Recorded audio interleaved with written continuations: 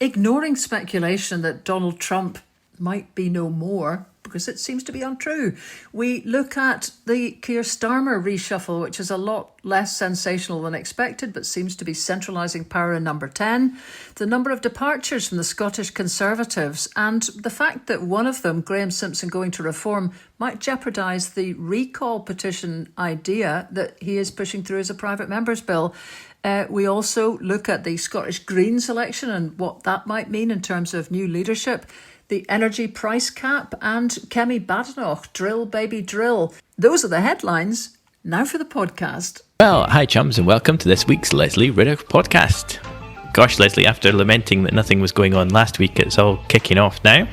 It's unreal, actually. I should say, you, the coach, are down in London. If anybody's hearing a little doof, doof, doof noises, it's the patter of tiny Thompson tips on the laptop. But just since we sort of started speaking, we've had to check up on a Keir Starmer reshuffle, Putin apparently saying that he's got a deal with Trump about Ukraine, and weirdly, Russia being blamed for Ursula von der Leyen. And a lot of you would go, who's that? But that is the European Commission President, Ursula von der Leyen, was forced to land in a plane without GPS because it was hit by radar jamming in a suspected Russian operation. And I can hear you again, my little friend. Tap, tap, tap. Tut, tut, tut. So it's all go. It's very much all go. So apologies, I don't have a mouse, and I did bring my microphone with me, but it's not on a proper thingy stand. So every time I whack the keyboard, proper thingy stand. That's Even the technical term, of course. So where do you start out of all of that? And I'm just saying to you, every time you touch that keyboard, it is sounding like a small, well, to earthquake. me, but It's maybe kind of that's because I've got earphones on, but a small panda is tapping at the window. The baby Right, so elephant march. Yes, Yeah. that one. So anyway, on you go. Yes, well, as I say, it's all kicking off now. It's no peak fairs day today. It's the end of the peak fairs on ScotRail. It's 1st of September. Both parliaments are back. I think some people have been kind of poo-pooing the end of the whole peak rail fares thing as a bit of an SNP gimmick, but it certainly makes things like your Glasgow to Edinburgh trip, significantly cheaper. From £32.60 down to £16.80, and even kind of like smaller things like Paisley to Glasgow, down a couple of quid. Perth to Dundee was £16.30, is now £11.20, so £5.10 saved. So, I should have checked this, because the killer one, I'm looking at a ticket that I accidentally bought, long story, coming back from Cornwall, and it was Glasgow to Dundee return, 50 quid. And that was just I think that was an off-peak return, 50 quid. So you hesitate to think what it was with the full Monty. And to be honest, if the full Monty has come down to this 50 quid return, I think a lot of people will still be using their cars. I mean, is one thing, but still, I'm not knocking this. It's great. But still, as somebody who did use the train a lot, a big difficulty in this is still, if you're not able to take a bus or walk to a train station, that if you're a bit of, middle of nowhere rural buddy, you'd know this as well. Oh, yeah, definitely. Trying to get into the car park at a train station is impossible. Yep. Although we're quite well served in East Lothian. I don't have a train station where I am, but we've quite a number of park and rides. I suppose on the flip side, the kind of commuter trains in the morning are always too short, and they're completely packed. And it does to some degree change people's behaviour, particularly if you're an up early in the morning older person. You might think, sod it, we'll just get on the train now as well. So we'll see how it all pans out. But I think good luck to it. I mean, fair enough. Yeah. But anyway, in the plethora of all this massive news, do you want to talk about number 10's reshuffle or whatever? Well, it doesn't seem like there's an awful lot going on, although this is more of the same kind of thing about centralising power in the Prime Minister's office. So there's this new role being created as Chief Secretary to the Prime Minister, which is we're not hearing too much about that yet, but you normally hear of Chief Secretary to the Treasury. Which is Darren Jones. He was yes. Chief Secretary, and he's now been Chief Secretary to the Prime Minister. Prime Minister, yeah. So this is presumably to try and kind of beef up policy stuff. And there seems to be suggestions that he's the man to sort out Whitehall, the Times thinks. I don't know quite what all that's about. Did you know any of these guys when you were working down there? Not particularly. I mean, I think the thing, of course, is that it's potentially undermining the Chancellor, and is this kind of centralising more power into number 10, I suppose, if you think about the previous Labour bun fights between Blair and Brown. Darren Jones moving from the Treasury to lead up the Prime Minister's office and coordinate more things out of number 10. You remember, of course, as well, the kind of machinations that we had under Boris Johnson and Dominic Cumming, when Cumming wanted things to be centralised into the Prime Minister's office, looking at kind of models like New Zealand, where you've got, what's it called, so the beehive, and all the ministers are clustered together. In Scotland, of course, there's only one permanent secretary. Almost, I think, I might be getting my history wrong, but I mean, the kind of first iterations of the devolution settlement were almost a democratisation of the Secretary of State for Scotland. So rather than having a department for health in Scotland and a department for education and everybody having their own top, chief, head bummer, civil servant, and everybody having their own permanent secretary, and then if you think into the sort of Blair years, everybody having their own special advisor or special advisors. In Scotland, all special advisors are the First Minister's special advisors, regardless of what policy portfolio they have, and there's only one permanent secretary, so you can't have as much of these rival power bases, different departments maybe not getting their head as much as they might do in England, and the kind of Prime Minister or the leader having to negotiate with the Health Secretary to get something done or take forward a policy, or the Health Secretary being able to push through policy and have more policy support from special advisors and permanent secretaries and their team to push things into cabinet and into spending reviews, the much flatter structure in Scotland. Well, I see that there's also a Baroness Shafiq who's been appointed, again, as you say, actually within number 10 as Starmer's chief economic advisor. Again, the Times reflects that apparently senior figures in Labour had been bewildered by why it took Starmer so long to appoint someone with economic clout. And Reeves apparently had been urging him to do that. So anyway, I guess this will all, get shaken out soon. For us, a lot of these people are not recognisable names. So it's kind of, you'd need to be a bit of an insider to have a very good idea of what different direction is being taken now. Indeed, and I suppose it's kind of first day back stuff. It's kind of, what can we say without saying anything? It doesn't feel particularly seismic. It's a very mini reshuffle. We're not seeing any changes to any of the ministerial portfolios particularly. This is more of a beefing up of the number 10 operation. And of course, there's been lots of criticism about the way things have been handled and the lack of strategic communications and no pitch rolling. You've all of the damage that has been done by the sort of succession of problems, starting with the winter fuel payment and then the rolling back and forward on the PIP cuts and the other disability reform that petered out into nothing. They've got Tim Allen, who was Tony Blair's Director of Communications, is apparently back in as the new Executive Director of Communications for Starmer. So, yeah. I mean, in the meantime, as everybody will know, the opinion polls are just beyond dire, actually. So anyway, there we are. Bit of a shuffle going on there. But Home Secretary's still in her post, and we're seeing more stuff today about Palestine action. There was coverage in the Scotsman on Sunday there with the Crown agent, the chief executive of the Crown Office, writing saying that it was very dangerous and there shouldn't be a precedent set, with politicians calling for the prosecution of people in Palestine action to be set aside, and kind of warning politicians against that. And then this morning we've got a letter published by Humza Yousaf calling exactly just that, 3 pages of A4 according to Andrew Kerr in the BBC.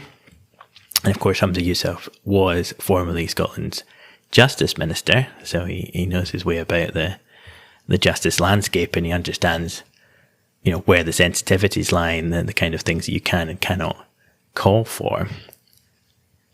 But again, sorry, in the midst of all that, there's too many negatives. Is that so? What's the news in that? So the news is that Humza Yousaf is basically kind of in tune with what we've been saying over the last couple of weeks in the podcast, is that Scottish prosecutors should not be prosecuting people for unlawful wearing of a T-shirt. Mm. Oh, well, right. And who was the letter directed to? The Lord Advocate? So he's written to the Lord Advocate, right, but okay, the Crown agent was writing over the weekend, which I think you can assume carries the full weight of the Crown Office and the Lord Advocate, saying that it's just not really for politicians to get involved in these sorts of things, and you should not have a situation where politicians are calling for the law to be set aside because it undermines the rule of law. So is a Crown agent saying to the politicians, hey, don't mess? Yeah. Before Humza decided to mess? Yes. So Humza's gone ahead and messed, which I think is absolutely justified. And I was reading Andrew Kerr in the BBC says that Humza cites the precedence of the exemption for drug consumption rooms, which again is something that we'd mentioned. And Andrew Kerr says, however, this could be regarded as a very specific, limited Scottish example that doesn't tread on the toes of the Home Office. But of course, there's an absolute huge dossier for years and years and years that this was going to tread on the toes of the Home Office, and that drugs policy and the classification and prosecution of drugs and the legalisation or otherwise of substances was entirely within the gift of the Home Office, and nothing could be done here to set aside prosecution for safe consumption rooms.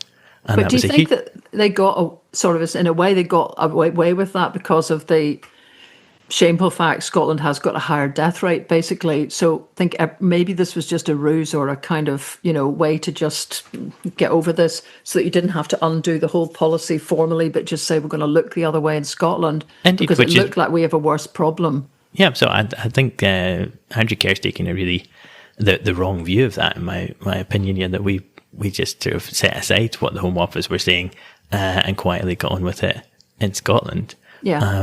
And that effectively, in my view at least, that the proscription of Palestine action was a kind of nakedly political act by the UK government. So why should the Scottish prosecution system and the Scottish police be spending money and expending resources, huckling folk in for doing stuff that we wouldn't normally consider to be a crime?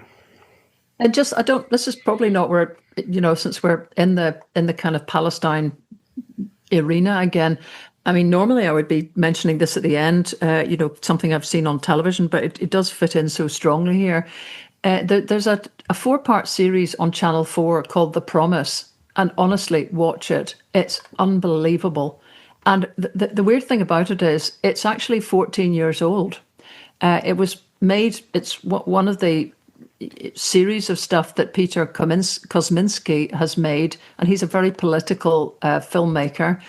It stars, and it's really quite astonishing, Claire Foy is there. It was set in 2005, although it was recorded and finally came out. Apparently it took 8 years to do this. It was all filmed in the Middle East. And it's kind of a dual story. This isn't giving the game away, but it's a dual story, basically, of her, who's a wee bit of a daft lassie, to be honest, who goes to out to Israel with a pal who's Israeli, and on the way discovers a diary written by her grandfather, who was a British sergeant who, after liberating Belsen, was posted to Palestine and found himself in this weird position of being both a protector and, he felt, a persecutor of the Jews. But my God, it doesn't, because it's a strong narrative story, it really brings home to you just so many kind of conflicts and horrors, actually, of all that happened leading up to 1948, when if it was the UN or the whatever was the relevant World Assembly at the time, decided that Israel had essentially, the right to exist, and at that point it was just a complete horrible clear out. And that is all portrayed unflinchingly. And also, the British not covered in glory, the Arabs not eventually covered in glory, but by God, the portrayal it gives of that intense drive to create a state at all costs, severing all forms of loyalty, links, friendship, love by the Jews who formed Israel is just so strong. Anyway, we'll put the link in at the bottom. Definitely, yeah. And I should say while we're at it that there was also an email in from a listener, Heather, who is mentioning a very powerful play that's being held in the Storytelling Centre in Edinburgh, in the Netherbow Theatre, which is in there. And it's called The Invader's Fear of Memories. And it's based on the life and diaries of a Russian Jew who migrated from Russia to Palestine in 1907.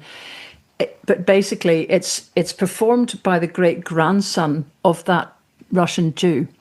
His name, the great-grandson, is Benjamin Rivers, and he plays 12 characters and sings in a whole variety of languages. It's been shown to audiences across 4 continents. It's getting rave reviews.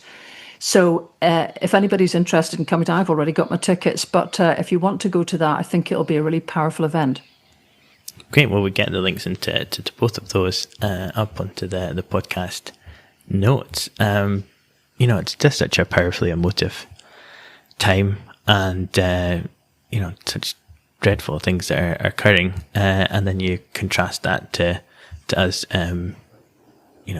taking effort into prosecuting protesters for standing outside police stations wearing the wrong kind of t-shirt. But I think it's not going away. When you look at the opinion polls that are, they keep calling it Jeremy Corbyn's party, although it was Zara Sultana that kind of kicked the ball, got the ball rolling. But still, that party, gathering forces, and I'm getting some emails and stuff from different left-wing groups who are saying they're supporting what's happening in Scotland.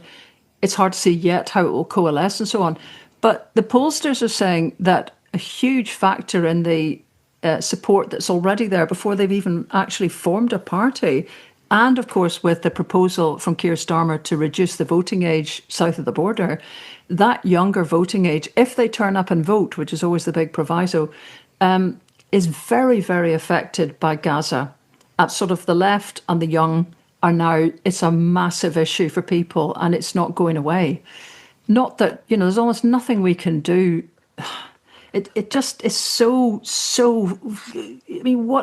what's all our efforts? What's politics for? What's the UN for? What's foreign secretaries for? What's any kind of strategy for?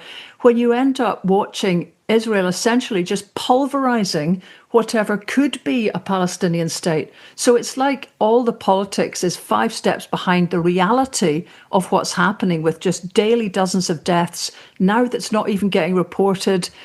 And you do wonder when we get to September, and David Lammy is still saying that they'll recognise a Palestinian state if Israel hasn't changed on the aid front, and just eased up on the total killing assault. So probably they'll do that the day before the meeting. But still, what are we saying there about recognising a Palestinian state on land that is now just rubble? Anyway, there's almost nothing more you can say except, I don't know what we can do here. It's just, how shameful is it when you realise where we've got to now, and we were here a year ago, we were here 2 years ago, and I'm sure people who have been activists in this would say we've been here since 1948, and we've all looked the other way. I think what you can say, if we look at the Scottish context, is that, that the more that the British state tries to tell people that they can't protest things that are quite obviously abhorrent, the more people are going to want to protest them, and quite rightly so. People feel extremely impotent. We can't prevent this mass killing, and it is causing. If Pat was a great example of that. I think of the genuine anguish that people feel, understandably, just because they see we're getting this, reports day after day after day for more than a year of this abhorrent violence and killing, and you can't do anything about it. And anything you do try to do about it, somebody tries to kind of come along and squash it. Well, I should say, we'll put the link back up again for the demonstration on the 6th of September.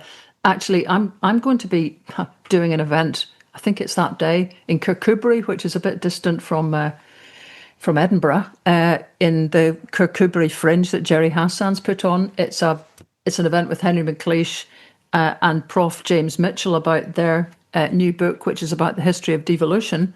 So I think there's still some tickets left for that. I'll certainly be. I've had a look through it, and it's okay. It's fair enough, but it's kind of calling for everybody to just not make independence the priority and kind of just sit down and jolly well sort things out in a kind of, cross-party, bipartisan kind of way, which is fair enough up to a point. And I realised myself, I think I've probably done quite a bit of that actually. When I thought about Nordic Horizons, I set that up 13 years ago with a Labour Party member.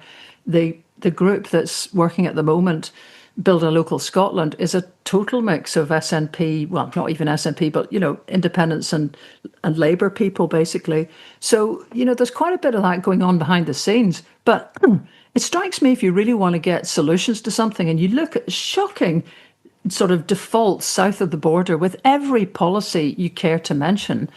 Now we're even having arguments about the Tories pledging to get all our oil and gas out of the North Sea. And so I noticed there was an interview with the deputy of the Scottish Conservative Party yesterday on the wireless.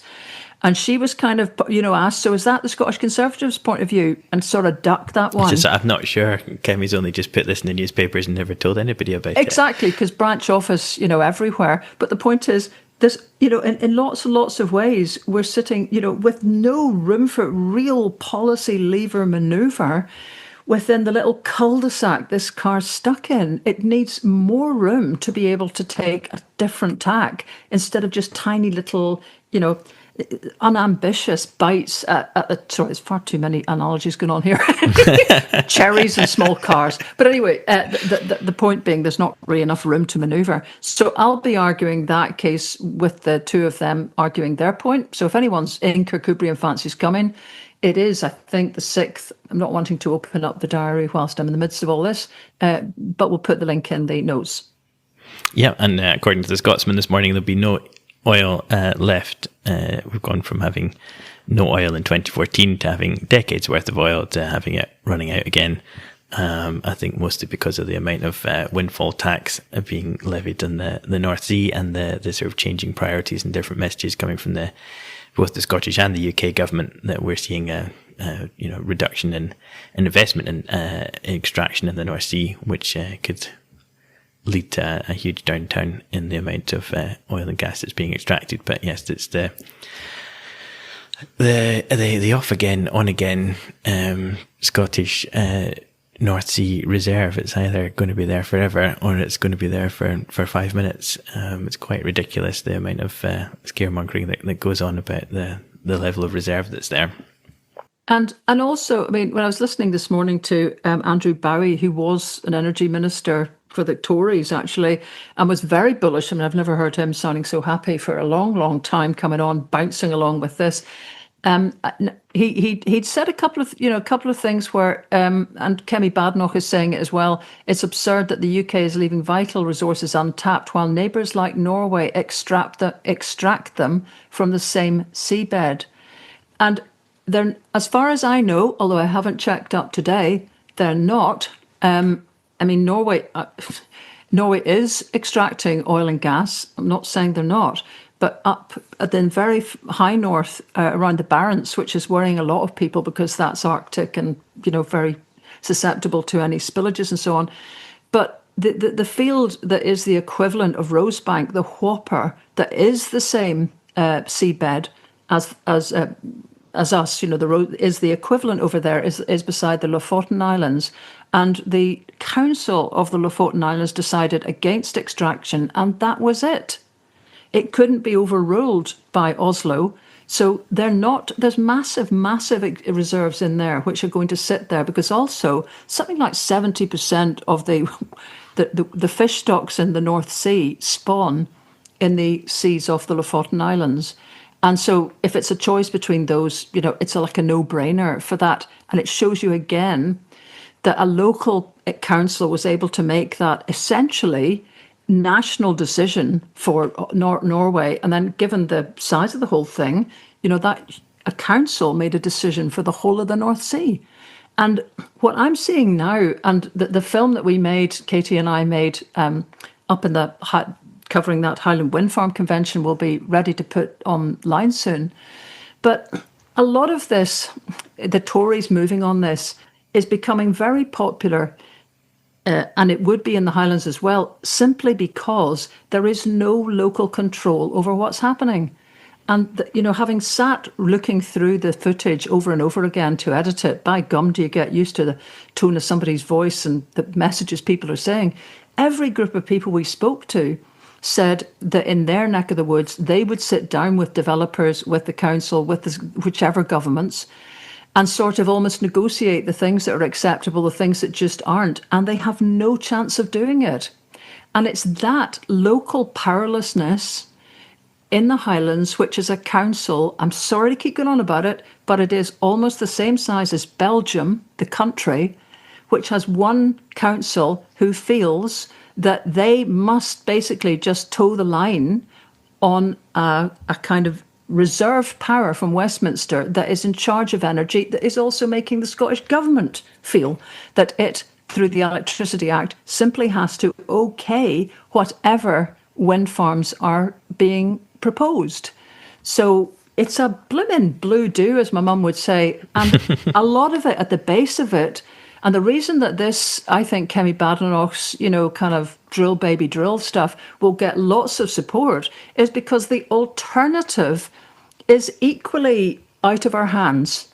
Okay, oil and gas is run from London, the policy and the windfall tax and all the rest of it, so essentially people will feel that the workforce, the potential for jobs and the future for the planet is based on activity that goes off Scotland's shores, but is determined in Westminster. Well, hey, renewables exactly the same. And if you're on the ground, you feel like you've got as little say over what's happening as we have always done with oil and gas. So it's crazy because obviously renewables are the way forward, though you want to be careful the way you step from one foot to the other on this. That's true. But I mean, I think we've reached a really bad pass with this, where the Tories will get a lot of traction with this simply because of rubber stamping. That's what it looks like, rubber stamping by a Scottish government that is just sitting with its hands up saying, there's nothing we can do about it. Well, you'd think this would also be an opportunity for the Scottish Green Party to come in with a strong message alternatively about just that, local control and the kind of positives that can come out of renewables. Well, totally. And who knows? I mean, I don't know where Ross Greer and Gillian Mackay will sort of target the party. Yeah, so that was just announced on Friday. The new co-leaders, Ross Greer and Gillian Mackay, but an incredibly small turnout in their leadership election, only 950 votes, just over 12% of the membership, and even the number of votes between Lorna Slater and Gillian Mackay were extremely small margins either way. So it's a very kind of uninteresting contest, surprisingly, for a party that could potentially form another coalition with the SNP, or could be kind of pivotal in a possibly much more fractured parliament that we might see in 2026 with the rise of reform.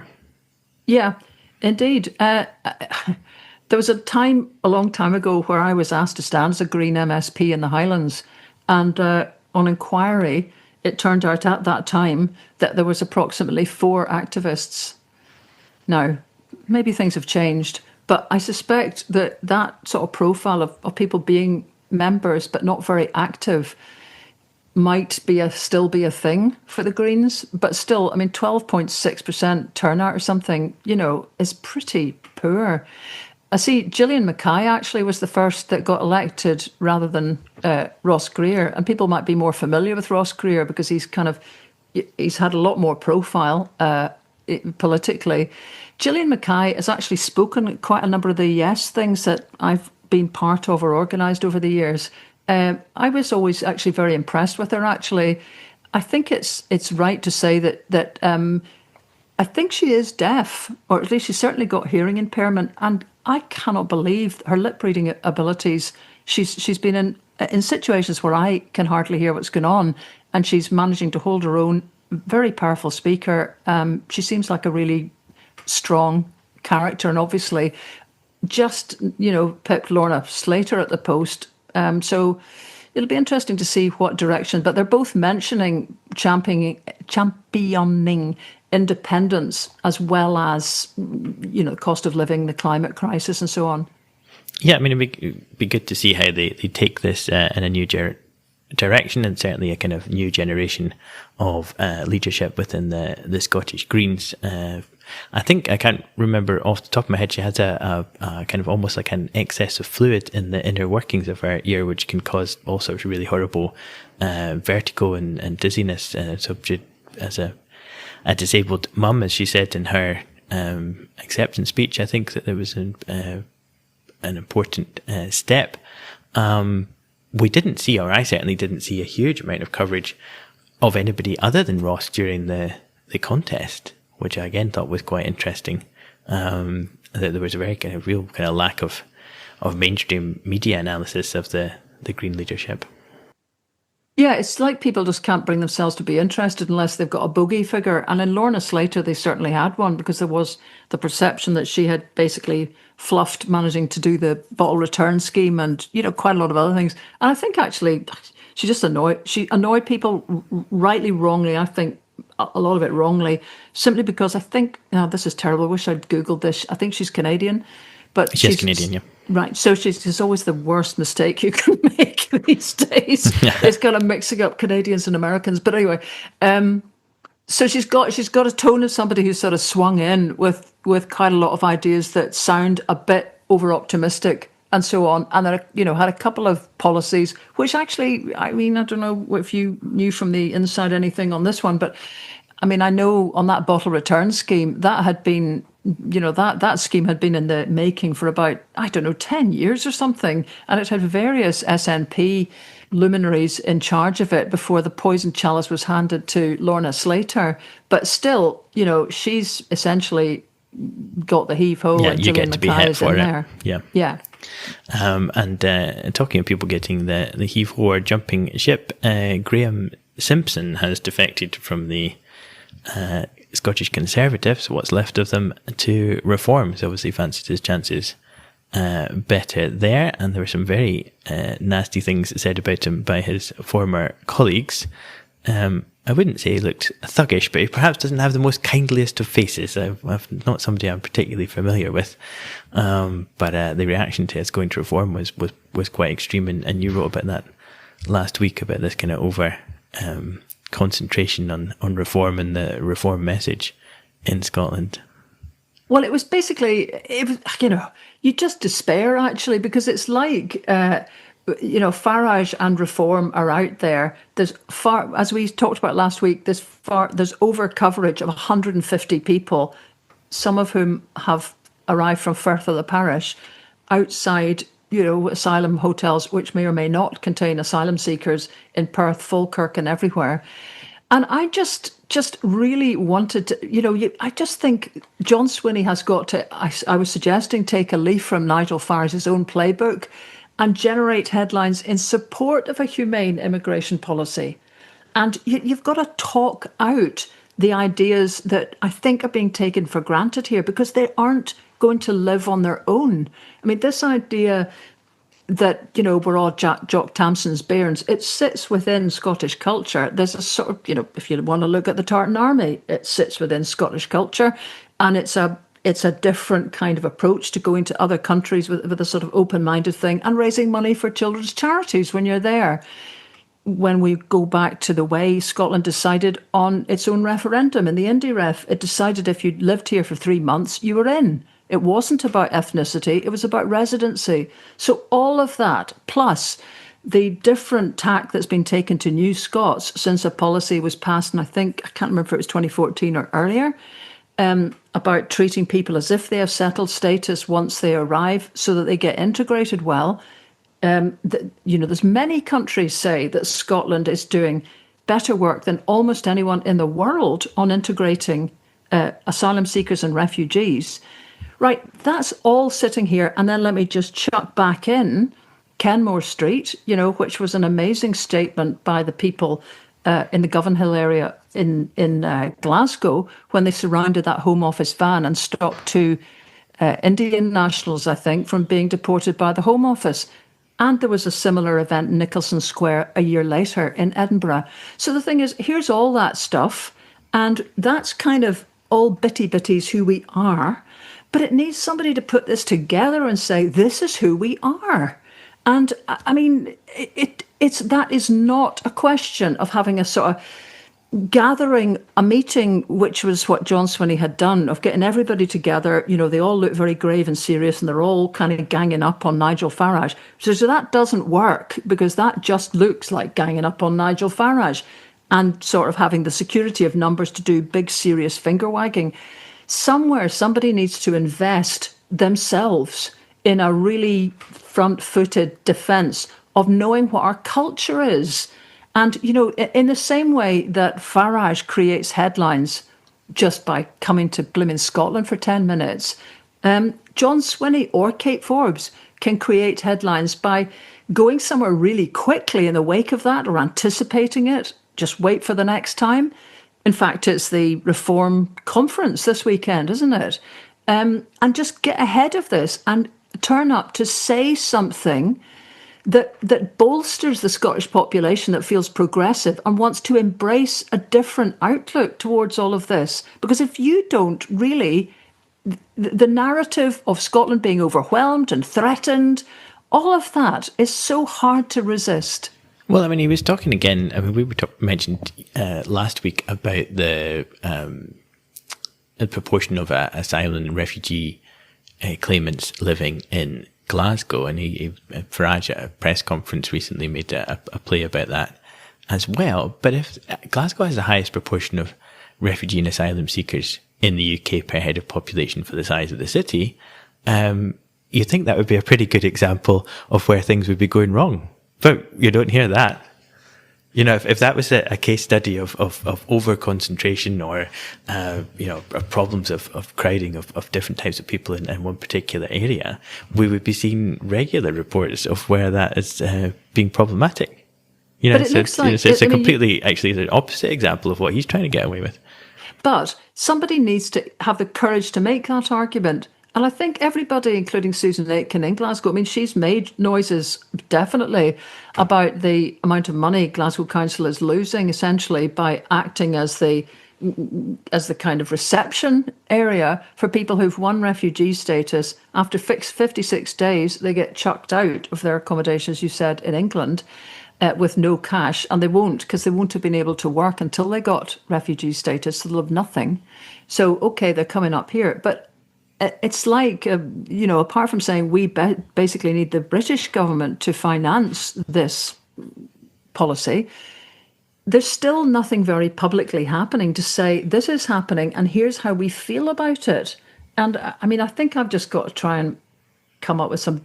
I find now I'm just getting very critical of the SNP a lot of the time, because I just feel I want them to come on the front foot and just risk that you're going to antagonise a few potential Reform voters, but shore up the ground of what a Scottish culture is about and champion the Glasgow position, because otherwise they're just quietly dwindling and hoping that you can dodge the bullets by just keeping quiet about it and hoping you can shuffle a few budgets and whatever.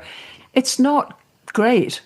No, and Reform voters are not going to vote for you anyway, so there's not anything particularly to be gained by it. As you say, a much more kind of robust strategy would be, I think, a far better route forward. Yeah, and the other thought about Graham Simpson is, technically that gives them, they've got someone in the Welsh Senate, they've got MPs, and now they've got a Scottish MSP, so apparently, when Nigel Farage had been pressed as to whether or not there would be a Scottish Reform Party leader before 2026, I think he'd kind of, as with everything, had sort of fudged it a bit and said, well, probably not necessary. Well, it's interesting actually. Which was hilarious. Yes, but it wouldn't necessarily be him. Even. Exactly. He's the only candidate, right? He's their MSP in Holyrood. But if they're not going to make him their Scottish Party leader, what a vote of no confidence in him. Yeah. But as I say, his fellow colleagues didn't seem to be that sad to see the back of him. But I mean, the Conservatives are splitting in half. Jeremy Balfour going to sit as an independent. Jamie Green as a Lib Dem. I was expecting you to come in and correct me with my names there, but I think I got that right, which is a miracle. And now Colin Simpson going off to Reform. So, split three ways. Right, you did just bluff it there. It's not Colin Simpson, it's Graham Simpson. Graham Simpson. It's not a good position to be in. And I'm certainly in every morning that most people listening to this podcast wake up, I'm glad I'm not the leader of the Scottish Conservative Party. Yeah, that does look like a kind of tough gig. But on the other hand, I mean, I noticed Neil Mackay wrote a similar-ish piece to the one I did for the National when I was also sort of, making a wee comparison with the situation in Canada, where there'd been a bit of just summoning up a kind of sense of national identity, actually. Now, of course, there's lots of ways that parallel doesn't work because clearly that was against Trump, and Trump was in power, able to impose tariffs, another country, whereas, as yet, Nigel Farage isn't in power, can't impose tariffs, and is in the same United Kingdom country. So there's lots of ways this doesn't marry up. But the point was still that kind of having the elbows up thing, and there's people suggesting that elbows have gone down a wee bit since then over tariffs. But still, the Canadians have got their sort of, they've got their chins up and they're having a bit of a, right, we know what the threat is, we know who we are, and we're going to work to get Canada sorted. You could say some of the same thing happened in Ireland around Brexit when the routes across, England to the continent went, and they thought, right, let's just get all our ports sorted, and they've fairly done it. Well, that is possible with some big issues like this, when you've got Reform battering away and creating an idea of a country that isn't reflected by the majority opinion in Scotland. Neil Mackay's argument is that the SNP needs to go on the attack ruthlessly. And he says at one point, get dirty. He says, forget any purity nonsense from the likes of Michelle Obama, that when they go low, we go high. No, when Reform goes low, go even lower. It doesn't mean lying, but it means calling out the press, calling out politicians, calling out tech billionaires, and getting onto the front foot. So I've got to say, yes, I totally agree with that. Yeah, and there was a quite worrying front page at the National today saying that there had been saltire supposedly used and a kind of aping of these St George's crosses and Union flags on lampposts, that there were saltires on Maryhill Road, which the No One Seems to Care racist campaign or anti-immigration campaign had been sort of claiming it's their own. So that's quite a worrying development. Except there's an integration network in the Maryhill, actually, which has been very active as well. There's only so far, though, you can go as a bunch of activists. It really helps when you get the politicians deciding to make this a big issue. Anyway, I think people have got the point. I think so. Pretty horrible stuff happening in Holyrood with Colin Smith, the former Labour MSP. I don't think we want to linger on that too long, but really just shocking developments with his arrest last week on allegations of possessing indecent images of children, and now search of the Holyrood Parliament building because allegedly images from his devices showed a camera hidden in the toilets in Holyrood. It is disgusting and mind-blowing. I see that just today, actually, Anna Sarwar's come out and said that this allegation is distressing and shocking. Well, yeah, absolutely. Yeah. There was a bit of an argument about the relative slowness of the Holyrood authorities to act, but they say they waited until he was actually charged with something, the possession of indecent images of children, before that was enough to take his access to the Parliament away. But I guess we'll just wait for this to work its way through. But it is disgusting. Yeah, I mean, it's just awful. And further reason to have the recall and removal bill, so that we have the same kind of recall rights as there are in England, so that when a member is found guilty of these kind of serious crimes, if that's what happens in this case, that they can actually be removed from Parliament rather than sitting there, even if they're not able to go into the estate for the rest of the term. Obviously, we're coming up to the... Is there anything, because that obviously Margaret Ferrier had a recall petition, but she was an MP. So, is there any attempt going currently to get that introduced? So there is a bill going through Parliament at the moment, which is currently at stage 1, to introduce the kind of the same sort of general principles, so that you would have a mechanism for removing elected members of the Parliament.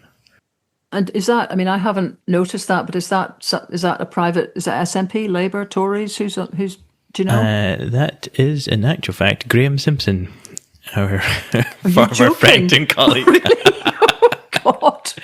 Right. Because it all comes about, I think, as a result of iPad Gate. Right, you're right, with was it with Michael Matheson? Yeah. God, that is a total irony, actually. Yeah. Yes, it is Graham Simpson. I'm just finding it.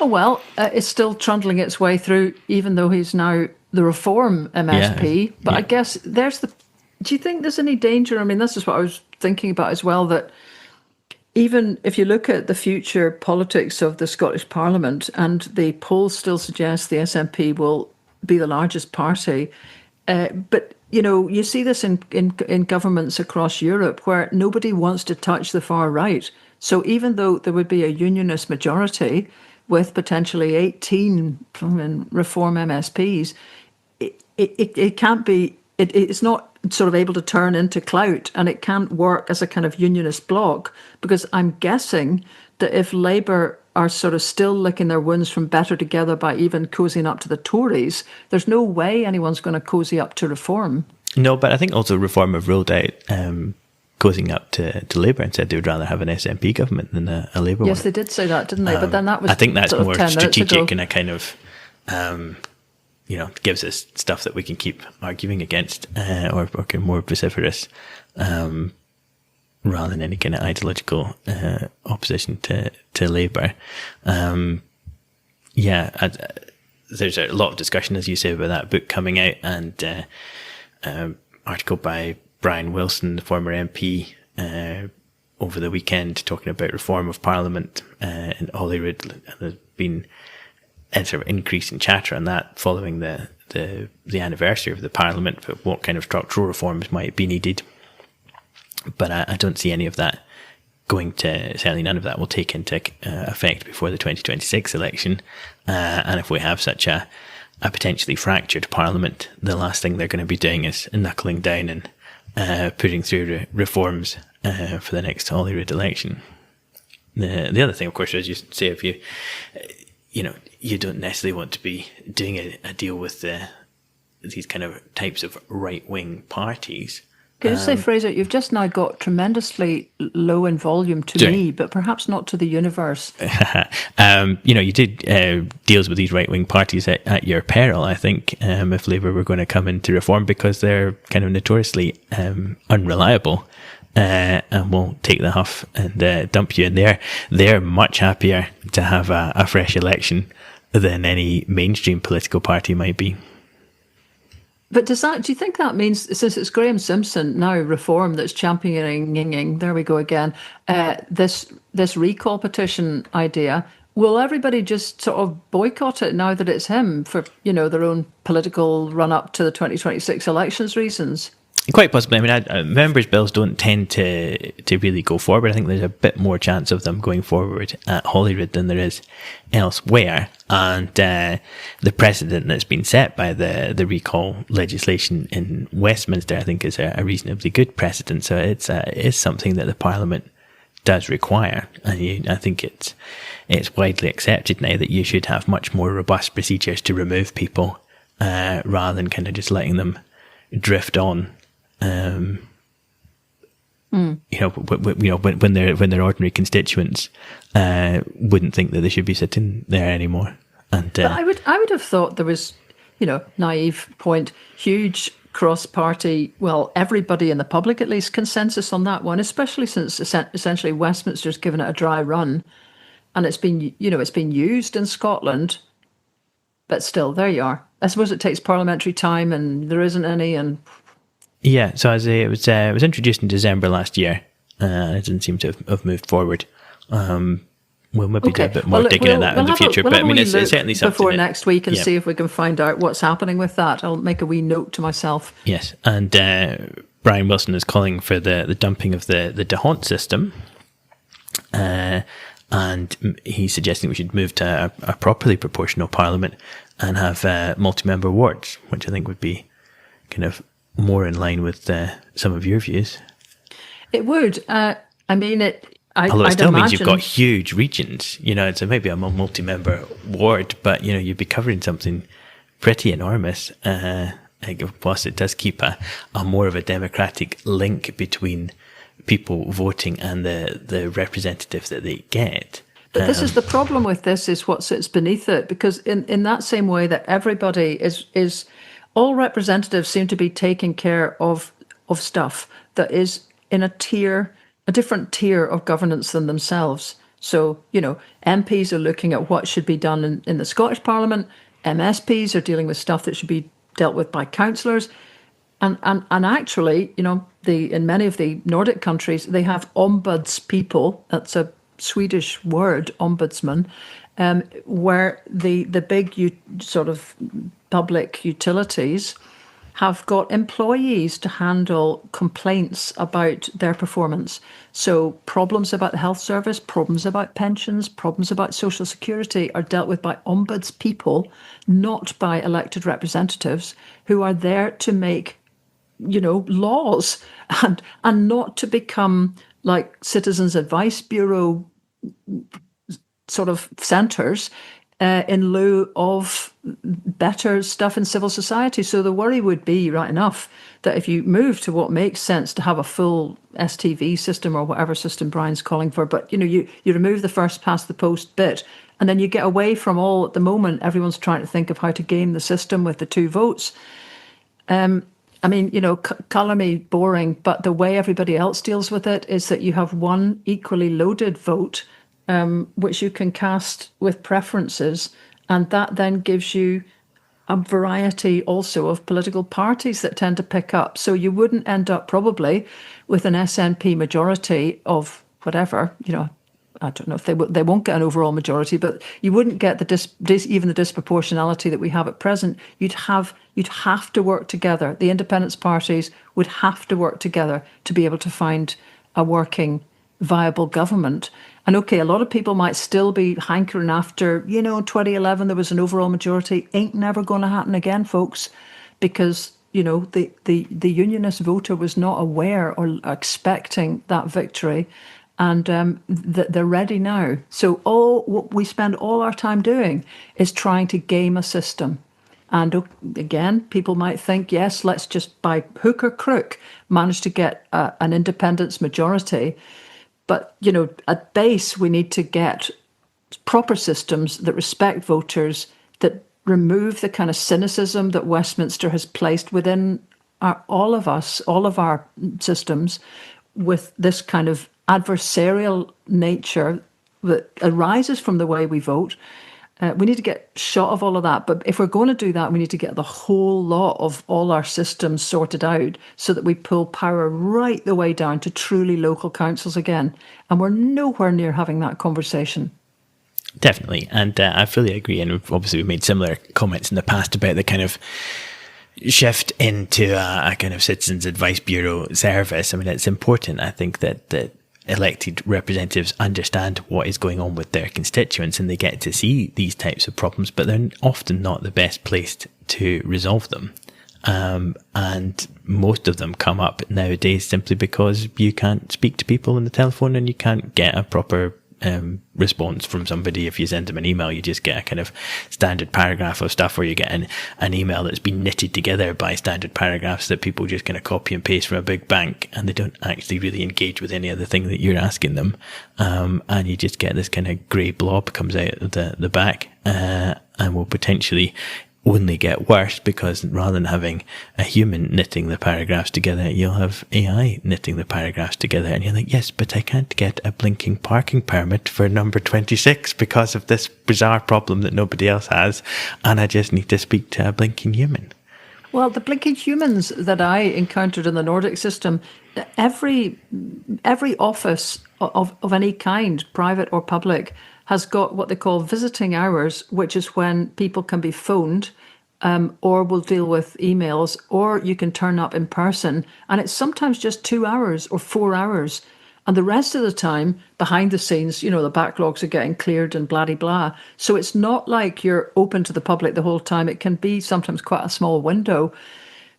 But at least there is a chance to kind of get through. And that just seems to have gone. I think COVID was another excuse for everyone to just dive behind the sofa, basically. But you do get to a stage now where you feel like you've got no way to get through to anybody anymore. So for sure, anybody who looks like they've got a surgery and they're out there, you can see them. You'll have that, yeah. Yeah. It's all wrong. It is all wrong.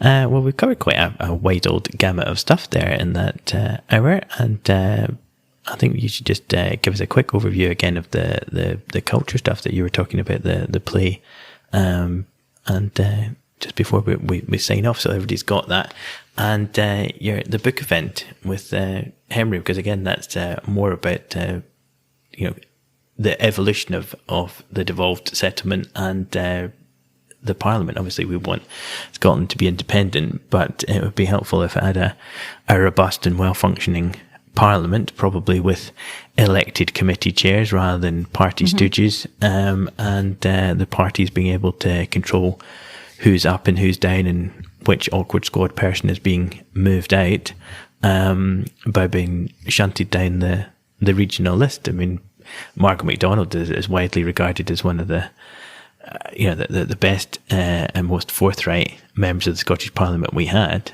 but she equally, and that was because she ran as an independent, because there were moves put in to dunt her down the list to a point where she wouldn't get elected. Yeah, and that's certainly one of, so many people are calling for that, the elected committee chairs, as they have in Westminster. Yeah. So it's not like the Scottish Parliament is fandabadosi, and there's many ways that 25 years where you look at it and think, as my mother once again would say, it's been all gong and no dinner in terms of the aspirations to be behaving differently that seem to have really been quite stamped on. So anyway, we'll put the link in, but it's an event in Kirkcudbright that I'm on Saturday. And the play that's on in Edinburgh is called The Invader's Fear of Memories. But I'll put the links in because it's probably easier to look through that and see what you think. Great. Well, on those cultural notes, and with that event coming up, we will see you next week, chums.